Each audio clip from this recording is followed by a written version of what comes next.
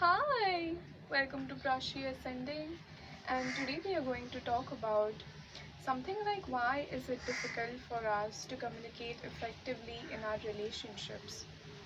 So, like in the last video that we saw, that most of the times, as in how we progress in a relationship, specifically marriage or any living agreement that you have with your partner, why does it happen that certain challenging situations are not communicated effectively?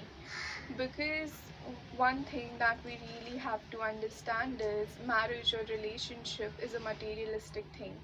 By materialistic thing, something that we can touch, something that we can experience with our senses. So that's going to have certain rules and regulation as to how it's going to come forward.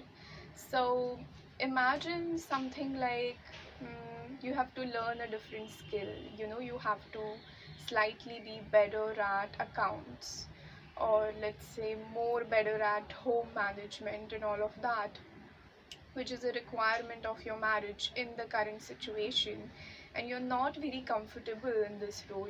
So now we are going to talk about like really practical stuff. From the airy breezy unconditional love, we are going to ground it and anchor it, and then apply the unconditional love to it, so we can create magic like the ultimate love of Radha Krishna. So yeah, imagine something like a homework, like a house chore that you really hate. Could be cleaning the dishes, could be doing laundry, could be managing maybe your house help stuff. And it's a requirement that you just have to do it. Maybe your sister-in-law or like your in-laws were there to do it, or maybe your spouse used to do it, but now it's going to be solely upon you. And either maybe you hate it, or with your work schedule you do not have enough resources, which by that I mean it's time and energy to dedicate to all of that. So, how do we really solve this problem with unconditional love? So, first thing that I truly believe in, and I have seen it working in a lot of relationships, is you don't have to solve each and every problem. Like, let certain problems just be dissolved. So, what happens is anytime as human beings we get into stressful situations, our mind is designed in a way that we solve the situations naturally. So we either fight, we say, no, I'm not going to do it, or you do it, why do I have to do it, and all of that. And in those fighting moments, you sort of come to an agreement. But what we have to see is what are the times when things are getting really tricky, when things are coming to the ego, when fights are really getting bad. So imagine in this scenario, like you're a girl, and you are expected to do certain more things in the home.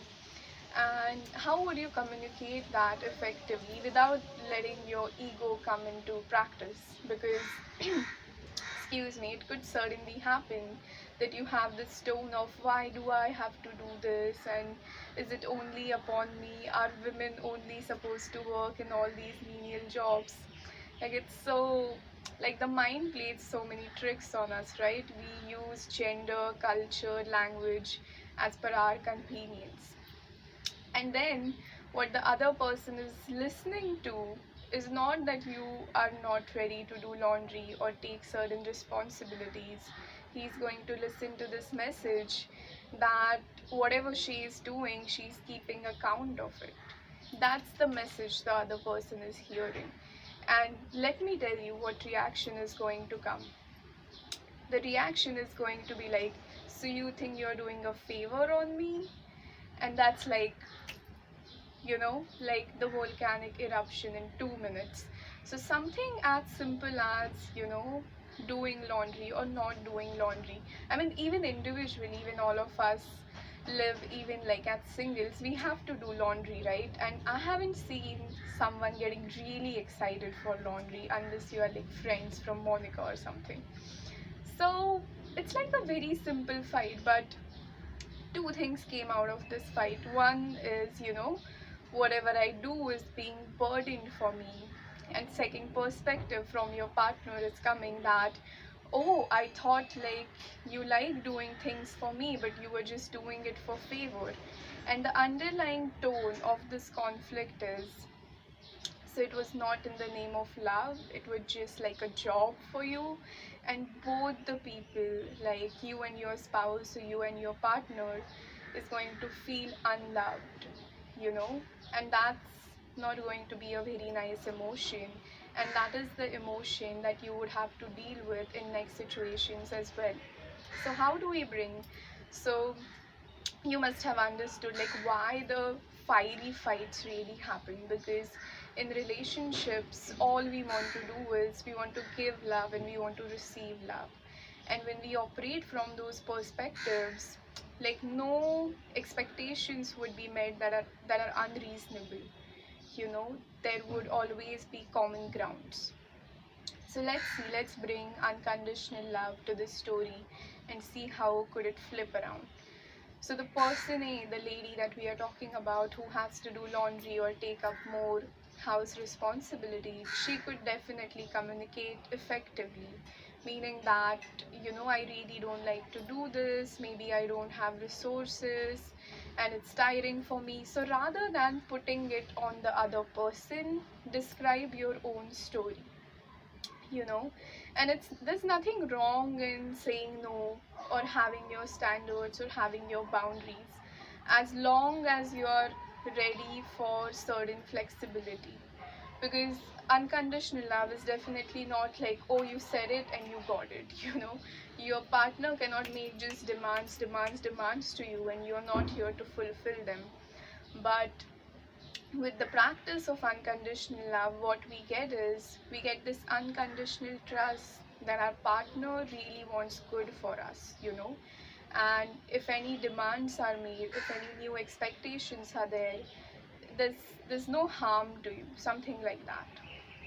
So once the person is only talking about why is it challenging for her to take this new responsibility, and she also has to mention how much she can put it into this new role that is expected out of her, then the other person would also realize certain things like, oh yes, it's not really possible for her.